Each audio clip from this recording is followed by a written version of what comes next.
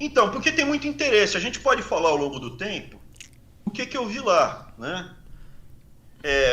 Tem muito os mecanismos, as estruturas. Eu gravo uns videozinhos no YouTube explicando o mecanismo, como ele funciona, os grupos, os interesses. Quem está por Eu trás dou desses recomendação. mecanismos? Quem que são os grandes poderosos aí? Você tem nomes? São empresas? Quem que é essa galera que financia essa ala ideológica na política que visa destruir a nossa sociedade? Não é uma pessoa.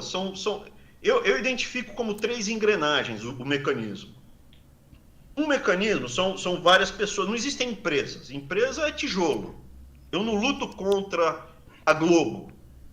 A Globo é um tijolo. Eu vou lá dar o quê? Da cabeçada no Projac, no tijolo? Não vou. Quem está bancando a Globo? A turma que está lá ficando bilionária com benesses, com isenção tributária, agora não está mais, né? Tanto é que estão demitindo todo mundo. Então, Parece assim, muito que a mamata acabou nos estúdios Globo. então o que acontece? Eu vejo, você tem uma peça dessa engrenagem do mecanismo que infelizmente, ou felizmente, né? Felizmente, eu fiquei velho, estou ficando velho, então eu consigo comparar ao longo do tempo. Porque, felizmente, né? Porque a alternativa é péssima ficar velho, né? A alternativa é morrer, então é melhor ficar velho. Só que eu posso te afirmar que está cada vez mais difícil você ser classe média. Está cada vez mais difícil você ter uma pequena empresa, mecânico, uma padaria, supermercado. Quando eu era moleque, tinha um monte de marcas de supermercado. Tinha um monte, carne não tinha grife. Tinha um monte de açougue, tinha um monte de frigorífico. Hoje em dia você tem um duopólio de frigorífico. São duas grandes empresas. Você tem supermercado, você tem duas grandes empresas de supermercado. Você tem banco, tinha um monte de banco. Hoje você tem 5. 3 bancos privados que controlam. Ah, sim. Mas isso não está acontecendo no mundo todo? Não é só no Brasil que acontece isso. Chocolate.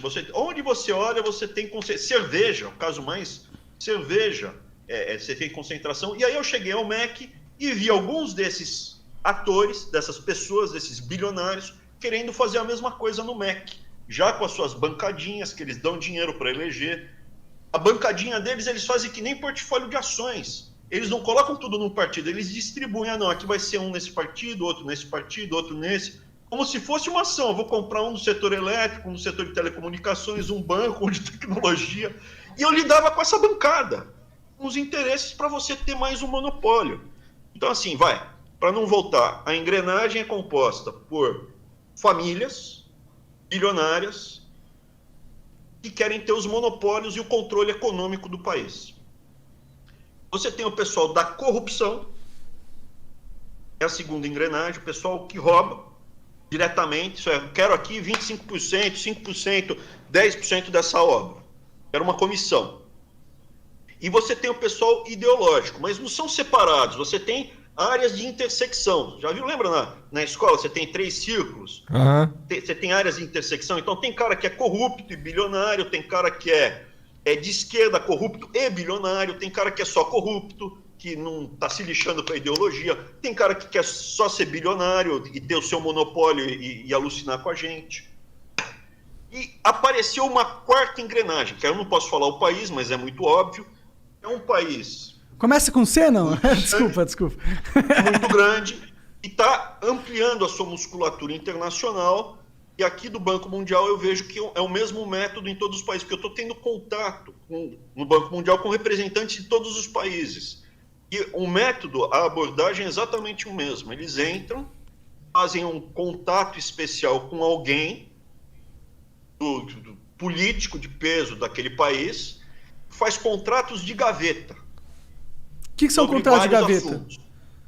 Contratos que você não sabe os detalhes deles. São contratos sigilosos, que você não tem acesso aos contratos. Nem o cara que assinou ou tipo, o público não tem acesso? Não, eles assinam entre eles e a gente não sabe qual é, entendeu? Entendi. É isso aí, Igor. E aí o que acontece? É o mesmo modus operandi. E aí o país fica na mão dessa grande... E não é o povo e não é o país. Lá também são algumas famílias que controlam o sistema.